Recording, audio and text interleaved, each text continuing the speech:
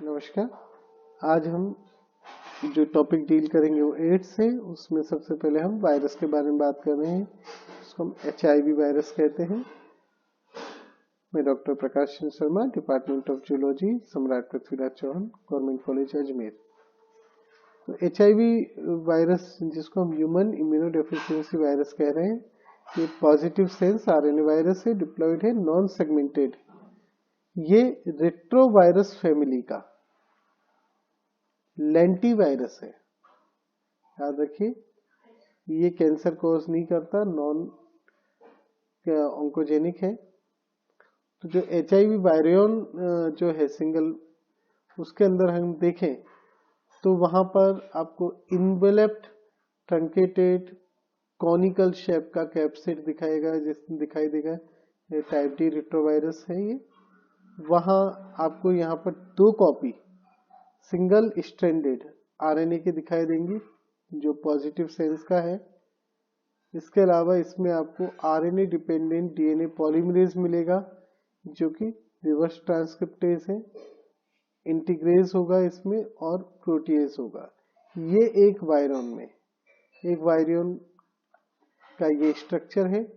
जहां आपने ये देखा, ये बाहर की तरफ प्लाज्मा मेम्ब्रेन है, जिसके बाहर आपको docking protein GP120, transmembrane protein glycoprotein GP41 ये इन्वेलप पे दिखाई दे रही है। अंदर आपको रिवर्स ट्रांसक्रिप्टेज और 2 कॉपी में ये आपको सिंगल स्ट्रैंडेड 2 कॉपी में RNA मॉलिक्यूल दिखाई दे रहा है, और ये एक कैप्सिड है। ये स्ट्रक्चर आपको दिखाई देंगे इसके अंदर। मेन जीन्स की हम बात करें तो कुछ स्ट्रक्चरल जीन और फंक्शनल जीन है। स्ट्रक्चरल जीन की हम बात करें तो सबसे पहले नाम आएगा गैग। गैग मतलब ग्रुप स्पेसिफिक एंटीजन। तो यहाँ G से आया है ग्रुप एंटीजन गैग। तो यहाँ ग्रुप स्पेसिफिक एंटीजन में यहाँ 3 प्रकार के आप देखेंगे: P24 जीन प्रोडक्ट, P7 और P9 और P17।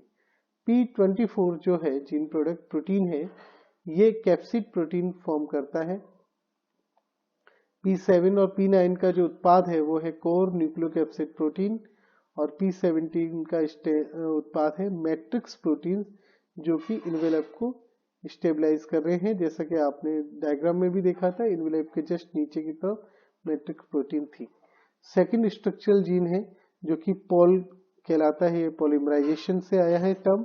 तो पॉल में अगर आप देखेंगे तो इसमें जीन प्रोडक्ट बनता है जो एंजाइम, वो है रिवर्स ट्रांसक्रिप्टेज, जिसका फंक्शन होता है double stranded dsDNA provirus produce करना। दूसरा इसी से जो प्रोडक्ट है वो है इंटीग्रेज।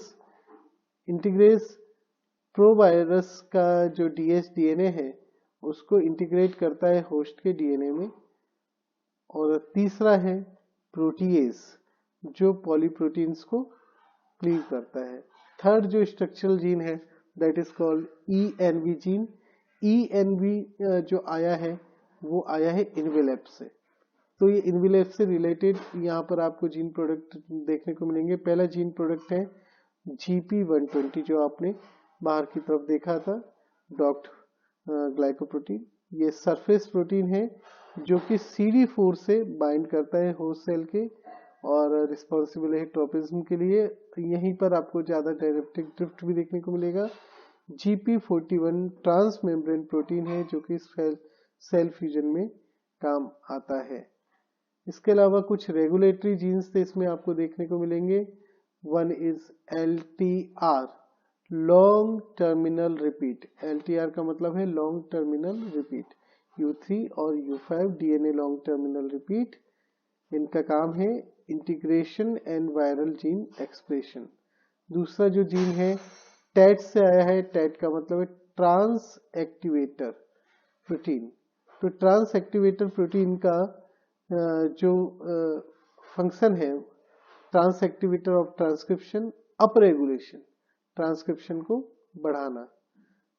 नेक्स्ट है REV, REV। REV का मतलब है रेगुलेटर वायरियन प्रोटीन। तो ये रेगुलेटर वेरिएंट प्रोटीन ये अप रेगुलेट करती हैं, बढ़ाती हैं transport of unspliced and spliced transcript to cell cytoplasm. Next है Nef, negative factor. Negative factor के एक्चुअली पहले ये माना जाता था कि ये डाउन रेगुलेट करती है एचआईवी प्रोडक्शन को, जबकि अब ये माना जाता है कि ये पैथोजेनिसिटी को बढ़ाता है नेफ फैक्टर। इसके कई सारे फंक्शन है, मल्टीपल फंक्शन है, जिनमें से एक फंक्शन है टू डिक्रीज मेजर हिस्टोकम्पेटिबिलिटी जो फर्स्ट है उसका इन्फेक्टेड टी सेल पे अटैक को। तो ये इसका जीन का पूरा मैप है, ये आप देख सकते हैं, जहां पर structural genes like gag, Paul, ENV और अन्य सारे यहाँ पर ये इसके फंक्शनल हैं। रेगुलेटरी जीन है VIF, BP, HEF, VPU, important जो आपने पढ़े हैं अभी टैट, रेव और LT, 3' LTR, 5' LTR या U3, U5 LTR, ये सारे के सारे आप अभी देख चुके हैं इनके बारे में डिटेल्स। पैथोजेनिसिटी की हम बात करें तो सबसे पहले जो सरफेस GP120 है HIV का, वो बाइंड करता है CD4 सेल, CD4 मार्कर के साथ, जो कि T हेल्पर सेल पे पाया जाता है, मैक्रोफेज पे और माइक्रोग्लिया पे पाया जाता है। इसके बाद में GP141 की मदद से इसका अपटेक होता है सेल के अंदर और ये अपना एनवेलप छोड़ देता है, जो RNA है वो अनकोट हो जाता है। नाउ RNA जो है वो कॉपी होता है किसके कारण? बाइडेनो एसोसिएटेड रिवर्स ट्रांसक्रिप्टेज के कारण, और अल्टीमेटली एक डबल स्ट्रैंडेड DNA फॉर्म होता है जो कि जिसमें लॉन्ग टर्मिनल रिपीट्स मौजूद होती हैं। नाउ ये जो DNA है और साथ ही साथ इंटीग्रेज है, ये माइग्रेट करता है न्यूक्लियाई में, और जो ये डबल स्ट्रैंडेड DNA है अल्टीमेटली इंटीग्रेट होता है होस्ट DNA में, और वहां पर प्रोवायरस फॉर्म हो जाता है। नाउ ये जो प्रोवायरस है ये होस्ट DNA में ही बना रहता है और होस्ट की सेल के साथ ही ये मल्टीप्लाई होता रहेगा रेप्लिकेशन के साथ साथ। Now rate of viral replication जो है वो उसकी जो है रेगुलेट होता है कई रेगुलेटरी प्रोटीन्स की एक्टिविटीज के कारण, जिसमें टैट, रेब और नेफ शामिल है। यहाँ पे आपको जैसा मालूम है ट्रांस एक्टिवेटर जो है ऑफ ट्रांसक्रिप्शन TAT, वो अप रेगुलेट करता है ट्रांसक्रिप्शन को, और जो रेव है वो रेगुलेट करता है ट्रांसपोर्ट ऑफ RNAs को टू साइटोप्लाज्म। नाउ कोई इन्फेक्शन जो कि खासतौर पे टीबी के जरिए हो सकता है, वो HIV इन्फेक्टेड सेल को और ज्यादा वायरस बनाने के लिए स्टिमुलेट करता है। नाउ जो ट्रांसक्रिप्शन है उसके जरिए single stranded plus sense RNA और ज्यादा बनते हैं, जिनमें से कुछ स्प्लाइस्ड होते हैं और कुछ इंटैक्ट रहते हैं। तो जो स्प्लाइस्ड RNA है वो mRNA के रूप में यूज होंगे, जबकि जो होल RNA है वो जीनोमिक RNA के रूप में यूज होगा।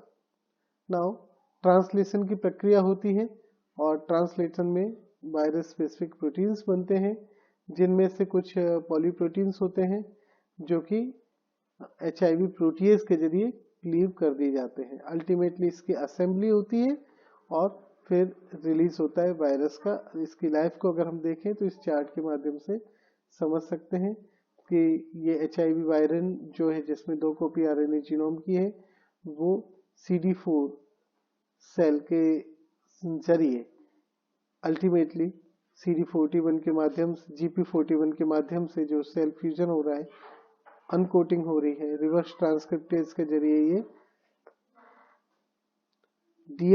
DNA में कन्वर्ट हो गया। उसके बाद न्यूक्लियर इंपोर्ट हो रहा है, इंटीग्रेट होके प्रोवायरस ये फॉर्म कर रहा है। नाउ ट्रांसक्रिप्शन और ट्रांसलेशन की प्रोसेस हो रही है। ट्रांसलेशन की प्रोसेस में जो स्प्लाइस्ड है उनसे प्रोटीन्स बन रही हैं, जो अनस्प्लाइस्ड से वो वायरल जीनोम बना रहा है।